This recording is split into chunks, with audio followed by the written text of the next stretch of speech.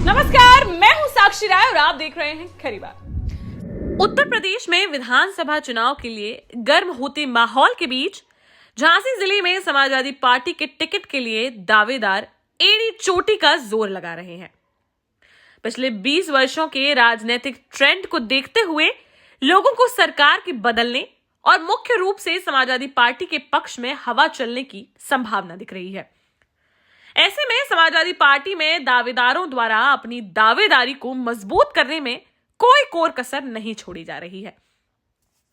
झांसी जिले की झांसी सदर विधानसभा में भले ही पिछले 30 वर्षों से भारतीय जनता पार्टी का दबदबा रहा हो और इस सीट पर भारतीय जनता पार्टी के रवि शर्मा पिछले चुनाव में 55,000 से भी अधिक वोटों से चुनाव जीते थे। इसके बावजूद झांसी सदर सीट पर विपक्ष और समाजवादी पार्टी किसी भी तरह से 2022 के चुनाव में मजबूती से दावा पेश करने और चुनाव जीतने के दावे कर रही है। वर्ष 2012 के चुनाव में समाजवादी पार्टी से प्रत्याशी रहे असफान सिद्दीकी 2017 के चुनाव में झांसी की सीट गठबंधन के तहत कांग्रेस के खाते में चली जाने के कारण मन महसूस कर रह गए थे। इस बार उनकी तैयारी फिर से 2012 चुनाव में प्रदर्शन के आधार पर टिकट पाने की है। पिछले चुनाव में भारतीय जनता पार्टी छोड़कर समाजवादी पार्टी में शामिल होने वाले चंद्र प्रकाश मिश्रा भी झांसी सदर की सीट ब्राह्मण बाहुल्य होने के कारण अपनी दावेदारी को मजबूत दिखा रहे हैं। उनका मानना है कि ब्राह्मणों का रुझान इस बार समाजवादी पार्टी के पक्ष में है, जिसका लाभ उन्हें मिल सकता है। समाजवादी पार्टी में अखिलेश यादव युग की शुरुआत से सक्रिय हुए और 2012 में झांसी नगर निगम के महापौर के प्रत्याशी रहे राहुल सक्सेना भी इन दिनों समाजवादी पार्टी की सरकार के कामकाज को लेकर पूरे जिले में घूम रहे हैं। उनके समर्थकों को लगता है कि समीकरण पूरी तरह से राहुल सक्सेना के पक्ष में है। बुंदेलखंड महाविद्यालय के पूर्व अध्यक्ष नरेंद्र झा अब पार्टी की युवाओं को आगे बढ़ाने की नीति के चलते हाल ही में समाजवादी पार्टी में शामिल हुए हैं। उन्होंने अखिलेश यादव के झांसी आगमन पर भी राष्ट्रीय अध्यक्ष का स्वागत कर अपनी दावेदारी पेश की थी। नरेंद्र झा की दावेदारी को काफी मजबूत माना जा रहा था, लेकिन हाल ही में बहुजन समाज पार्टी के नेता और 2 बार विधानसभा का चुनाव लड़ चुके सीताराम कुशवाहा के समाजवादी पार्टी में शामिल होने के बाद अब समीकरण फिर बदलते दिखाई दे रहे हैं। पिछले दिनों झांसी आए समाजवादी पार्टी के राष्ट्रीय अध्यक्ष अखिलेश यादव की पत्रकार वार्ता में राष्ट्रीय अध्यक्ष के साथ मंच पर स्थान मिलने से पार्टी नेतृत्व द्वारा उनको झांसी विधानसभा के लिए उपयुक्त प्रत्याशी माने जाने की चर्चाएं सामने आई थी। पार्टी के एक वर्ग का यह भी मानना है कि झांसी में कुशवाहा समाज के बड़े चेहरे हरगोविंद कुशवाहा द्वारा समाजवादी पार्टी छोड़ देने के बाद से झांसी में कोई बड़ा कुशवाहा चेहरा पार्टी के पास नहीं था। अब सीताराम कुशवाहा के रूप में पार्टी को कुशवाहा जाति में एक नेता ऐसा मिला है जिसको आगे करके आगामी विधानसभा चुनाव में पार्टी झांसी जिले में कुशवाहा समाज को पार्टी से जोड़ने की रणनीति पर काम कर सकती है।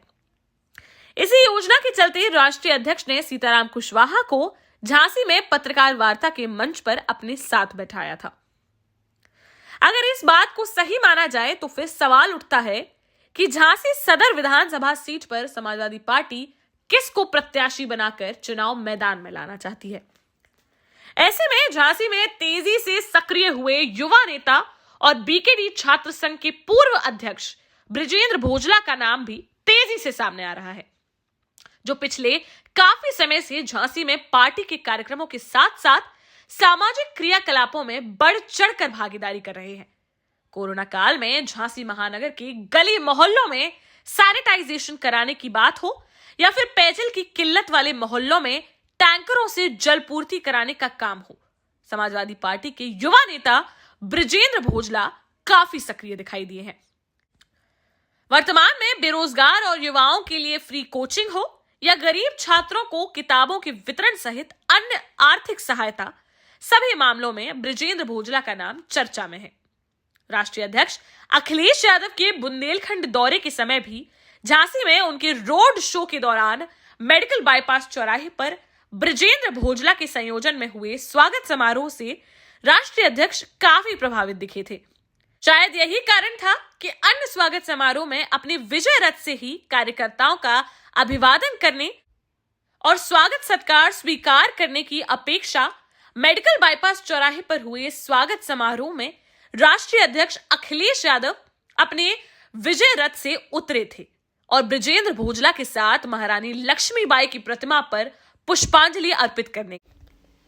इससे ऐसा महसूस हुआ कि झांसी के युवा नेता बृजेंद्र यादव भोजला पर पार्टी नेतृत्व की नजर है और निकट भविष्य में उनकी भूमिका झांसी में महत्वपूर्ण हो सकती है। इसके अलावा पार्टी के महानगर अध्यक्ष तनवीर आलम खान, युवा नेता सलमान पारीछा, युवा नेता आकाश यादव, व्यापारी नेता हरभजन साहू, कुशवाहा समाज के नेता जुगल किशोर कुशवाहा, वरिष्ठ नेता परमानंद कुशवाहा भी झांसी सदर विधानसभा से टिकट की दौड़ में है। फिलहाल सबकी नजरें राजधानी में पार्टी कार्यालय से जारी होने वाली सूची के इंतजार में है और बुंदेलखंड की राजधानी माने जाने वाली झांसी सदर विधानसभा सीट के लिए पार्टी का भरोसा किस चेहरे पर दिखता है, यह आने वाला समय बताएगा। फिलहाल इस खबर में बस इतना ही। अन्य सारी बड़ी खबरों के लिए बने रहिए हमारे साथ। चैनल को सब्सक्राइब करना और बेल आइकॉन को दबाना बिल्कुल ना भूलें ताकि हमारी हर वीडियो हो आपके सामने। देखते रहिए खरी बात साक्षी राय के साथ। नमस्कार।